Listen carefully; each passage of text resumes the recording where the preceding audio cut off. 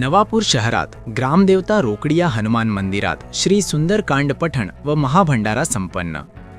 ग्रामदेवता स्वयंभू रोकडिया हनुमान मंदिर नवापूर येथे सुंदरकांड पठण व महाप्रसाद कार्यक्रम मोठ्या भक्तिभावात व उत्साहाचा वातावरणात संपन्न झाला। श्री सुंदरकांड व महाभंडारासाठी नवापूर शहरासह परिसरातील हिंदू भाविकांनी मोठ्या संख्येने उपस्थिती लावून हनुमानदादाचे आशीर्वाद घेतले। कार्यक्रमाची सुरुवात विधिवत पूजा अर्चा व आरतीने करण्यात आली। त्यानंतर श्री सुंदरकांड पठण करण्यात आले। या धार्मिक कार्यक्रमामुळे संपूर्ण परिसर भक्तिमय वातावरणाने भारावून गेला।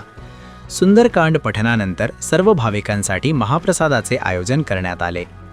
या कार्यक्रमास राष्ट्रवादी अजित पवार गटाचे ज्येष्ठ नेते भरत गावित, माजी जिल्हा परिषद सभापती संगीता गावित, उपनगराध्यक्ष नरेंद्र नगराळे, नगरसेवक CA वतन अग्रवाल, राजू आगळे व चेतन अग्रवाल यांनी मंदिरात येऊन दर्शन घेतले।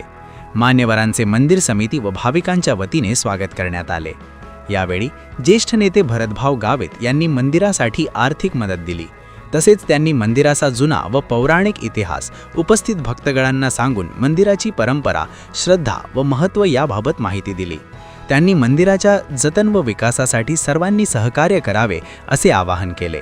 याप्रसंगी माजी जिप सभापती संगीता गावित यांनीही भाविकांशी संवाद साधून धार्मिक परंपरा जपण्याचे महत्त्व अधोरेखित केले।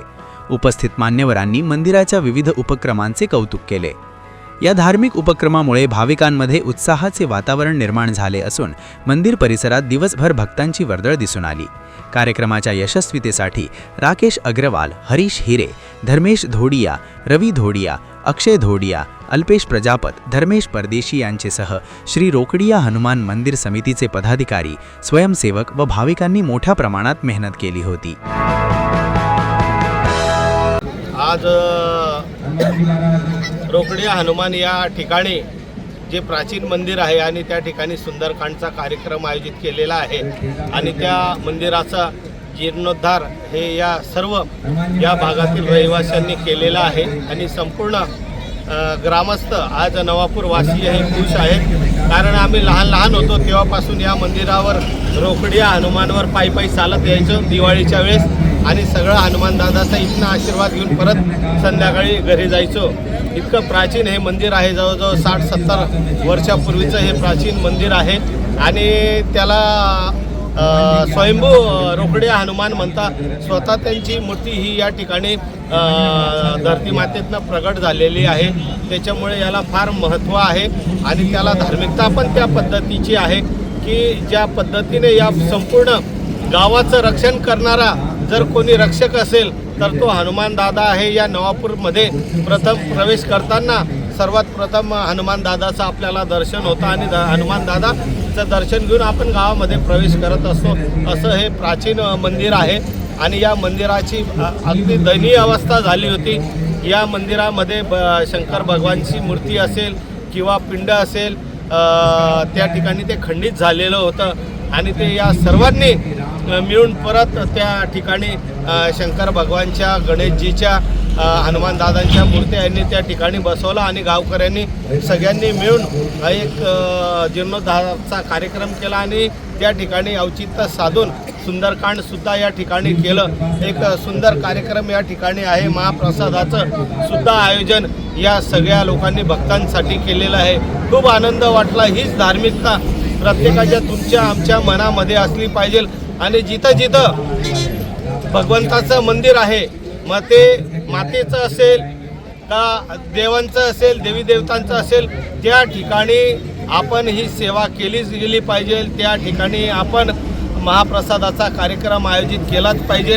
जे या नवापूर शहरामध्ये, तालुक्यामध्ये जे भगवंताचे मंदिर ओसाड पडलेले आहे ते सर्व मिळून आपण जीर्णोद्धार करूया। नवापूरमध्ये जे ग्रामस्थ आहेत, शहरावासी आहेत, ग्रामीण भागातील आहेत, जे हिंदू बांधव आहेत, माझी सगळ्यांना हात जोडून विनंती आहे की जी धार्मिकता आहे ती धार्मिकता जर जोपासायची असेल, प्रत्येक मंदिर, प्रत्येक खेड्यापाड्यामध्ये, शहरामध्ये, गल्ली बोळांमध्ये जे आपले मंदिरं आहेत बरेचसे जीर्ण झालेले आहेत, त्या मंदिरांना आपण जीर्णोद्धार करून त्या ठिकाणी पुनश्च त्या देवी देवतांची मूर्ती बसवली गेली पाहिजे, महाप्रसादाचा कार्यक्रम केला पाहिजे.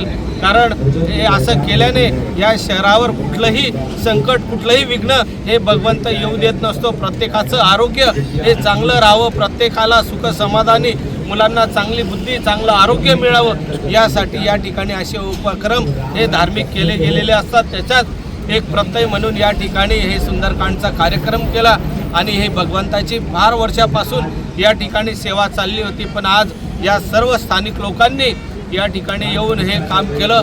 खरोखर मनाला आनंद झाला, प्रसन्नता वाटली की असं सुसज्ज असं मंदिर या लोकांनी बनवलं. भगवंत नक्कीच त्यांना आशीर्वादित करेल.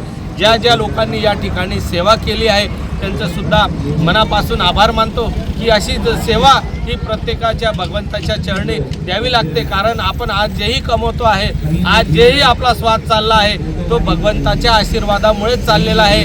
म्हणून ज्याच्यामुळे हे आपल्याला भेटलं आहे त्याची सेवा करावी, हे तुम्ही आमचं प्रत्येकाचं कर्तव्य आहे. आणि त्या कर्तव्याप्रमाणे या ग्रामस्थांनी हनुमान दादाचं, शंकर भगवानाची पिंड, नंदी महाराज त्या ठिकाणी, कासव, असं हे सगळं एकत्रितरित्या केलं. फार सुंदर आहे, फार अति सुंदर प्रसंग केला. मन प्रसन्न झालं, मन भरून आलं की असं प्रत्येक मंदिर हे आपलं धार्मिकतेचं बनलं पाहिजे. हेच या निमित्ताने सांगतो. पुनश्च या रोकडिया हनुमानाच्या मंदिरासाठी ज्यांनी ज्यांनी योगदान दिलं, परिश्रम केलं, मेहनत केलं, या सर्वांचं मनापासून मी आभार व्यक्त करतो. एक चांगला उपक्रम त्यांनी केला, एक चांगलं मंदिर त्यांनी पुनश्च जीर्णोद्धार करून नवं केलं, म्हणून त्यांचं सगळ्यांचं मनापासून आभार व्यक्त करतो. आणि सगळ्यांना महाप्रसाद घेतल्याशिवाय कोणीही जाऊ नये अशी विनंती करतो. आज आमचे प्रिंट मीडियाचे मित्र पेमेंद्र भाऊ पाटील यांचा सुद्धा वाढदिवस, त्यांना सुद्धा वाढदिवसाच्या हार्दिक शुभेच्छा देतो. आई देवमुगरा माता त्यांना उदंड, दीर्घ, निरोगी, उत्तम आरोग्य देव, या सुद्धा शुभेच्छा देतो. कारण धार्मिकता हे पसरवण्याचं काम, चांगल्या गोष्टी पसरवण्याचं काम हे प्रिंट मीडियाच्या माध्यमातून होत असतं आणि त्यांचं सुद्धा आपण मानपान राखला पाहिजे. याच औचित्य साधून त्यांना सुद्धा या सर्व नवापूरवासियांच्या तर्फे वाढदिवसाच्या हार्दिक शुभेच्छा देतो. पुनश्च आपण सर्वजण या ठिकाणी आलात आणि या महाप्रसादाचा लाभ घ्यावा अशी विनंती करतो. धन्यवाद. जय श्रीराम.